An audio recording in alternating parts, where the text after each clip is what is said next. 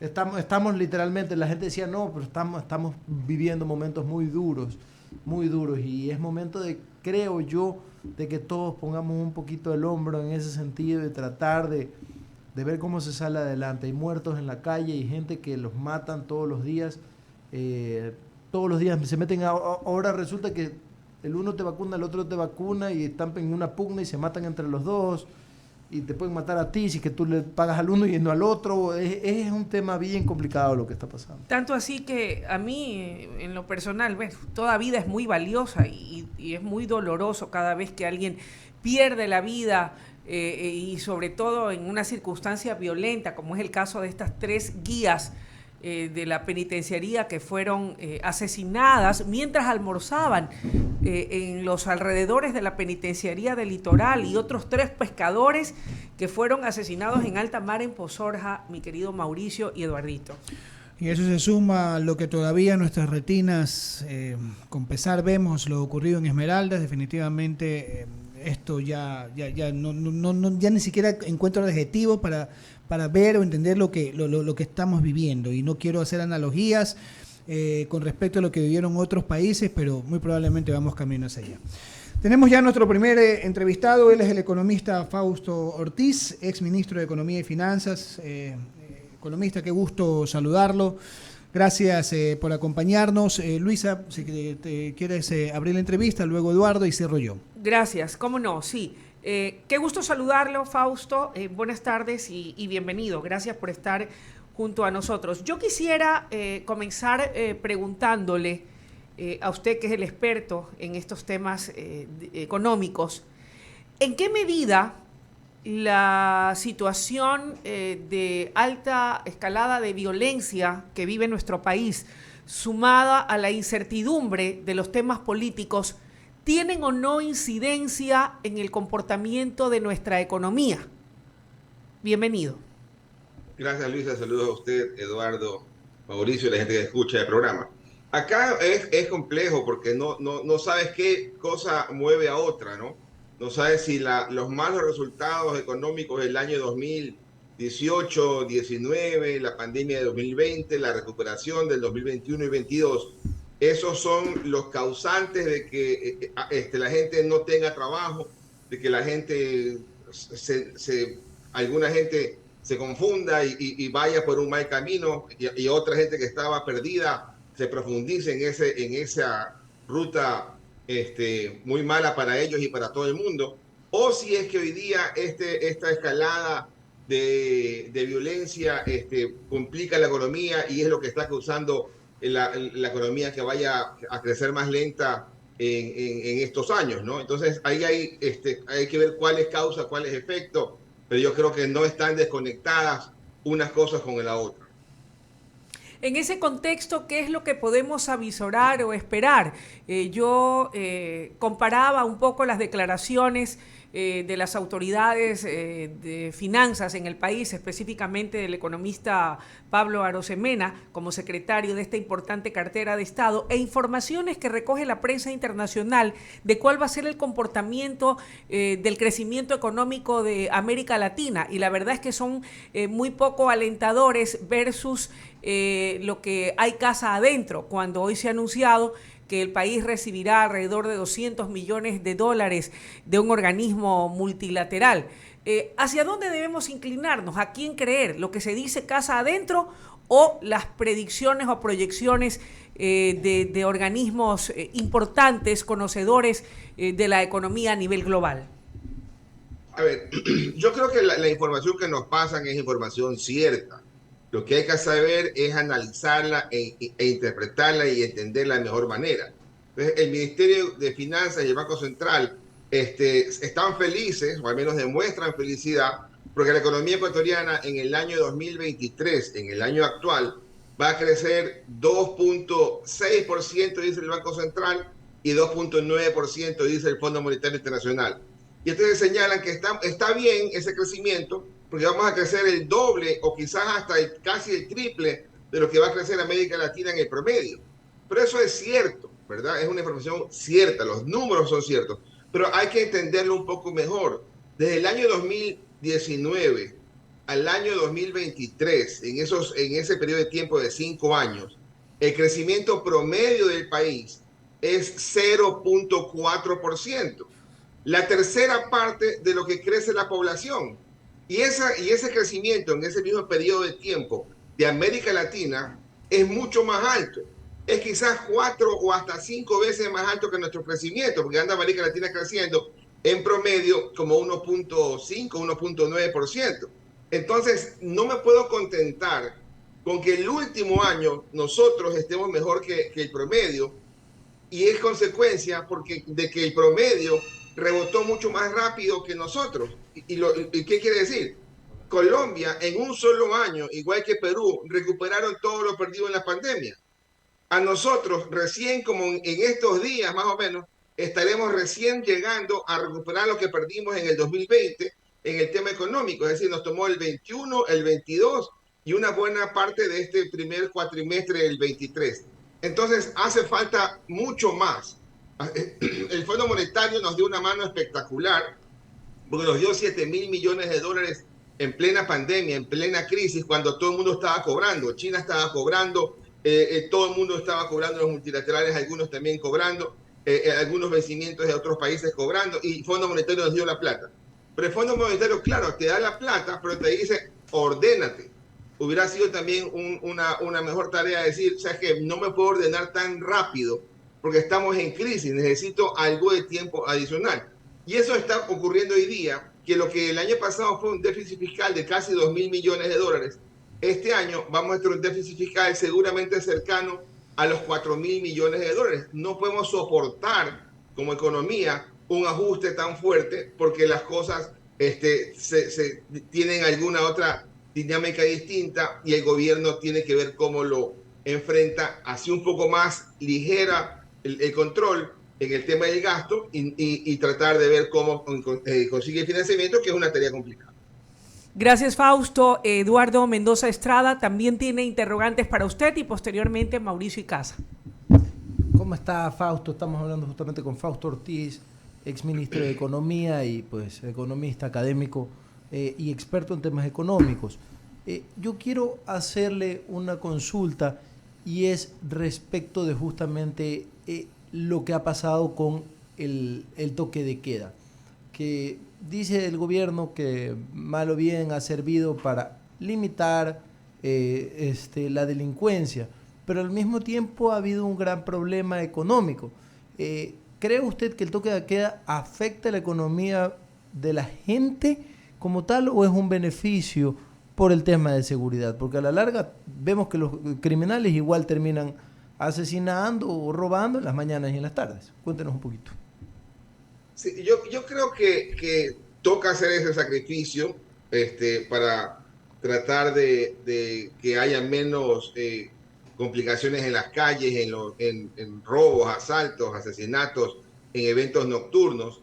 Pero por supuesto eso tiene un costo y ese costo lo vamos a sentir en menos actividad, en locales que tienen que cerrar, en gente que no puede trabajar en esos horarios y le va a faltar algo de plata. Entonces el gobierno me imagino que tendrá que ver cómo en este tiempo se organiza mejor para decir, ok, ya hemos establecido ciertas áreas de control, ciertos espacios donde va a estar la policía, las Fuerzas Armadas haciendo control de armas y algunas otras actividades que puedan hacer con apoyo de algún experto para decir, vamos a ir liberando esto que está complicando lo que es el toque de queda, pero eso, hay ese equilibrio que tiene que buscarse, algo de seguridad, algo de tranquilidad y al costo que tiene que ver con el empleo, en algunos casos, en la gente que estaba en ese segmento turístico o ese segmento de alimentación. Pero no puede quedarse por mucho tiempo porque si no estaríamos alimentando la otra que decíamos que era la causa, gente que no tiene que llevar el pan a la casa y se desespera y dice, bueno, por aquí tengo esta otra alternativa fatal que no debería tomarla, pero a veces ocurre en ese tipo de situaciones. Hay que ver cómo combinan el apoyo en la parte social más el apoyo en la parte de control y seguridad. Ahora, respecto del tema, ahorita van a venir nuevos, Fausto, nuevas autoridades, alcaldes, prefectos, que se sientan el 15 de mayo. Y hace como un mes más o menos, si mal no me equivoco, se dijo por parte del Ministerio de Economía que pues para fines del año, para fines del mes de julio ya estaría pagado las asignaciones atrasadas. Pregunto, ¿cree usted que esto de aquí beneficiará también un poquito más a la economía de la ciudadanía como tal? Porque la verdad es que estamos contraídos en este momento y es necesario hablar de estos temas. Cuéntenos un poco. Sí, si uno mira la cuenta del Banco Central, donde aparece el saldo de caja de los gobiernos autónomos descentralizados, vemos que ese saldo está cercano a los 2.000 millones de dólares. Entonces dice, oiga, mira, ahí hay plata, los municipios tienen recursos para poder atender algún tipo de necesidad, tendrá que hacer alguna gestión, y no todo es de un solo municipio, hay 222, 23 municipios que tendrán esos recursos ahí en el Banco Central. Ojalá los puedan utilizar un poco más rápidamente, ojalá el gobierno pueda empezar a pagar siempre puntual y a ponerse al día en los atrasos que quizás heredó también.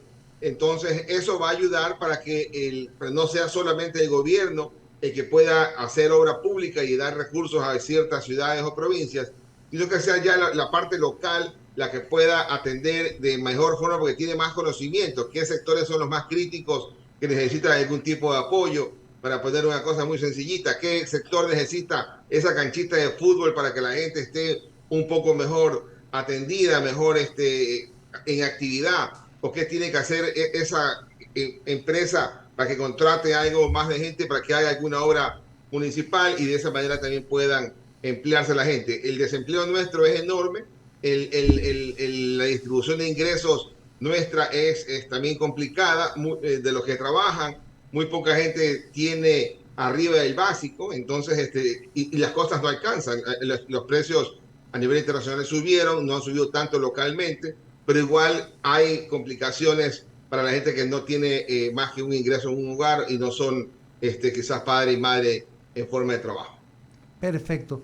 Agradecerle a Fausto Ortiz. Vamos con Mauricio Casa. Gracias, Eduardo. Economista Ortiz, qué gusto saludarlo. Voy a tratar de recoger los pasos un poco de la primera parte de la entrevista, su diálogo con Luisa.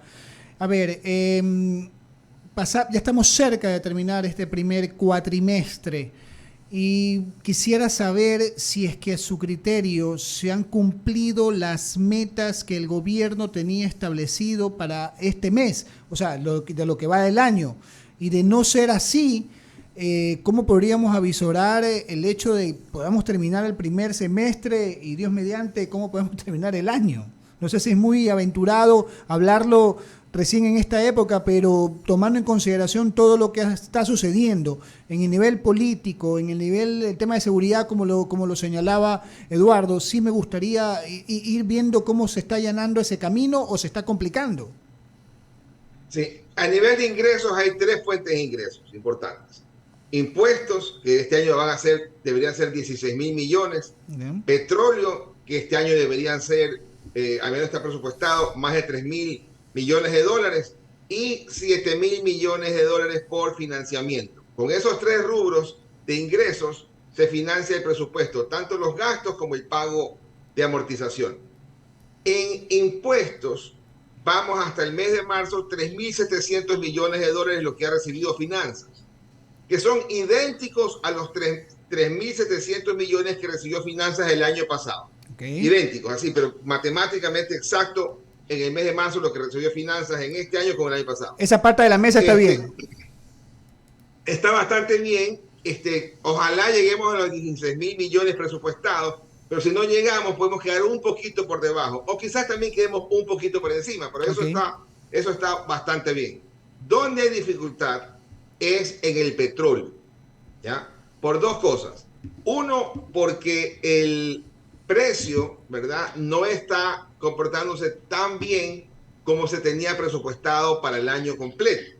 El Fondo Monetario para el 2023 había recomendado que ubique un precio de petróleo de 70, ¿no? Y que quizás no me acuerdo si era exactamente 70 o 75, pero el gobierno decidió ubicarlo en 65, ¿verdad? Y entonces en la Asamblea Nacional dijeron, oye, está muy bajo, ponlo un poquito más arriba, pero al final del día el ministro Arosemena logró pasar el mensaje y dejó el precio en 65, que es un precio bastante controlado, razonable, no es un precio exagerado. ¿Dónde exageraron en el Ministerio de Finanzas o el Ministerio de Petróleo? Exageraron en la producción, ¿verdad? Dijeron, ¿sabes qué? Vamos a tener más producción que el año pasado. Ahí hay una dificultad. Y entonces resulta que de los 3.500, para poner el número fácil de dividir, tienes que haber cumplido casi 900 millones de dólares en el trimestre, ¿verdad? Y estás en 300. O sea que en un solo trimestre tienes casi 600 millones de dólares menos en petróleo. Si uno plantea que eso lo pudiera multiplicar en el año y hacer algún tipo de ajuste, para mí vamos a estar 1.000 millones abajo en el tema de ingresos petroleros. O lo que es lo mismo, 1.000 millones de dólares adicionales de déficit fiscal, a los casi 3.000 millones que el gobierno está planteando de déficit fiscal ya el día de hoy. Estamos diciendo entonces que vamos a llegar a 4.000 millones de dólares. Y ahí entramos y ahí entonces vamos a entrar a la tercera pata, que es el tema del financiamiento. Consecuentemente tendrían que conseguir más financiamiento para poder cubrir esa brecha. Y tomemos en consideración lo que declaró el Fondo Monetario Internacional hace poco, que decía que no va a seguir prestando hasta no ver qué pasa en el Ecuador, concretamente no saber qué pasa con el presidente Lazo.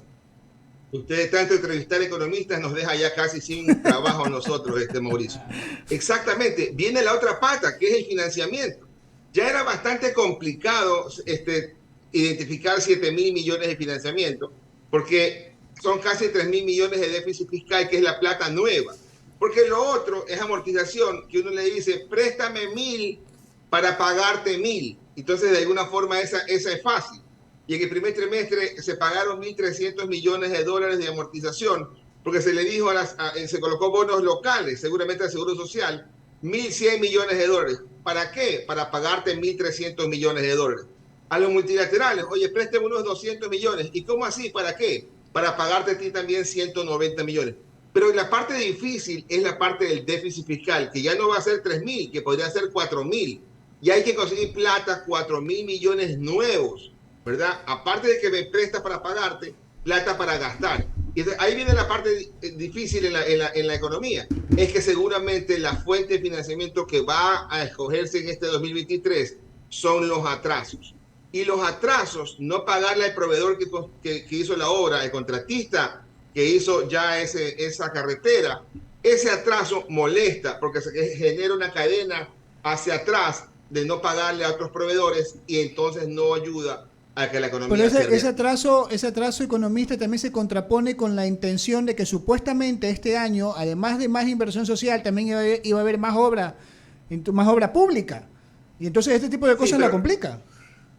Claro, pero la obra pública, el año pasado, que estaba presupuestado que sean 1.870 millones de dólares, que era ridículamente bajo, el año pasado se gastaron 1.500 millones, es decir, por ahí hubo una subejecución de 300 millones.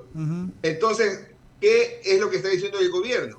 Te voy a dar al ministro de Obras Públicas para que corrija carreteras unos 500 millones más, porque seguramente otra gente va a subejecutar y de ahí le quito algo de espacio para darle a ese ministerio y no me salgo del déficit fiscal.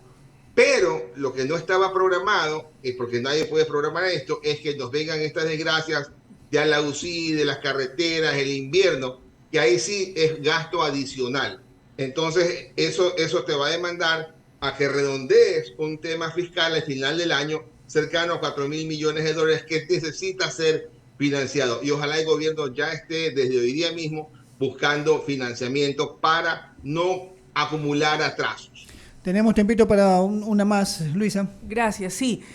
Fausto, lo escucho con atención y entonces me lleva todo esto a preguntar cuál sería esa opción para poder complementar y poder ajustar de tal manera que todos los sectores que en este momento lo necesitan, más aún cuando el país enfrenta la crudeza de la temporada invernal por un lado y los problemas de inseguridad por el otro. ¿Por qué le hago esta pregunta? Porque dentro del tema de la seguridad, ya que todo está concatenado, tenemos al sector judicial reclamando 500 millones de dólares que le bajan el presupuesto. Hoy entrevistaba a la ministra de Educación en el canal y decía que hacía lo que se podía, pero que pues hasta ahora veía muy poco viable, como ha sido durante las últimas décadas, el poder cumplir con lo que la Constitución determina, por ejemplo, para el área de la educación.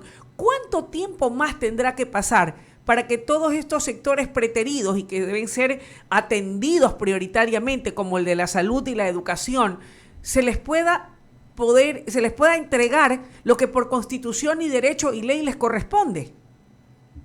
Sí, Luis, es complicado porque cuando uno mira el gasto, ¿verdad?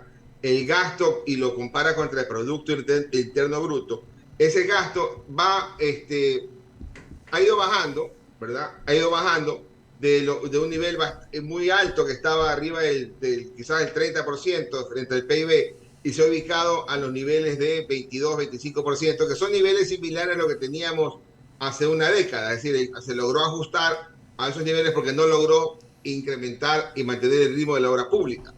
Pero de ahí uno mira el tema de impuestos, de recaudación tributaria, ese viene en caída, ¿verdad? Ese está mucho más bajo en recaudación que lo que se recaudaba hace 10 años en términos del tamaño de la economía.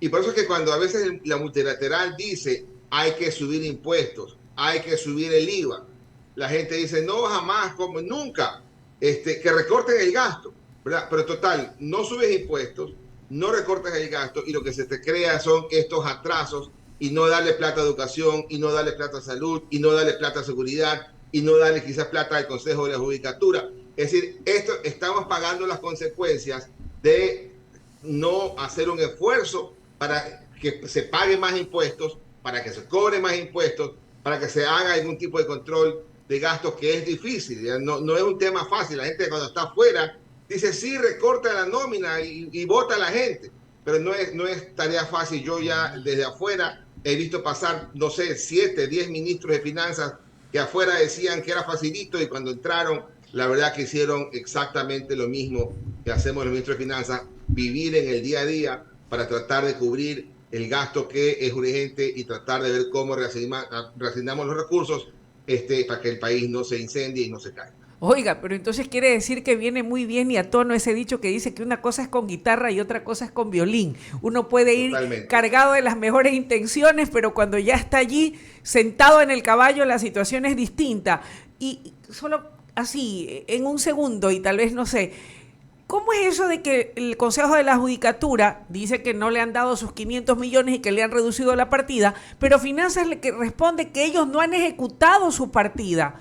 ¿Estas situaciones realmente se dan casa adentro? ¿Qué puede impedir a un organismo, en este caso del Poder Judicial, poder ejecutar su partida y perder esa cantidad de dinero que es tan importante? Y después reclamarla como que no le han dado. Nunca la recibió. Mira, como el Consejo de Judicatura no maneja bien las finanzas, no le ha dicho todavía el ministro de Finanzas, nosotros hemos gastado 2.4%, pero ese ridículo 2.4% es 5 veces más de lo que usted ha gastado en su ministerio. Y es muchísimo más de otros 5 ministerios que han gastado 0% de inversión. Y yo también le podría decir, oiga, mira a esos vecinos que no han gastado nada, yo aunque sea he gastado 2.4%. Hay que hacer una tarea en conjunto, ojalá podamos ejecutar de mejor forma el presupuesto, hacerlo más rápido y que no sea originado en que diga mañana, no, que la instrucción venga, no hagas rápido porque no hay plata. El asunto es, hazlo rápido y yo te consigo la plata. Por ahí debería ser la dinámica. Gracias de mi parte, mi querido Mauricio. Muchísimas gracias, de verdad, muchísimas gracias, economista Ortiz, por habernos acompañado. Siempre es un gusto entrevistarlo, dialogar con usted, auscultar sus criterios. Dios mediante, hasta una próxima oportunidad. ¿Cuándo jueguen en la Casa Blanca? Jugamos este fin de semana. ¿Y cómo le va a ustedes? ¿Juegan con el Nacho? Vamos a ver cómo nos va con el Nacho. Los emelexistas estamos ahí. Bueno, lo cierto es que los dos están de capa caída, porque la verdad que no me gusta el juego de Emelec, tampoco me gusta el juego de Barcelona. Y tienen buena plantilla en teoría, ¿no? Ojalá que se rompa la maldición de los 90 minutos. Ojalá. Hola, gracias, economista. Un gusto saludarlo siempre. 18:02, vamos a abrir el espacio de menciones publicitarias. Vive en Urbanización Veranera, donde tu familia florece. Nuestro proyecto está ubicado en el kilómetro 11 de la vía León Flores Cordero, vía La Aurora San Borondón. Somos una urbanización con diseños modernos de casa en donde priorizamos la seguridad, confort y todo lo que tu familia necesita para ser feliz. Ven, florece en Veranera. Reserva con tan solo $2,000. Contáctanos al 096-877-5982. Repito, 096-877-5982. Cerramos el espacio de menciones publicitarias. Saludamos a algunas personas que nos están escuchando en este momento. El economista Juan Carlos Jácome, gracias por dispensarnos siempre con su audiencia, y también a otras personas que nos están en este momento escribiendo. Muchísimas gracias. Vámonos al corte y regresamos con más.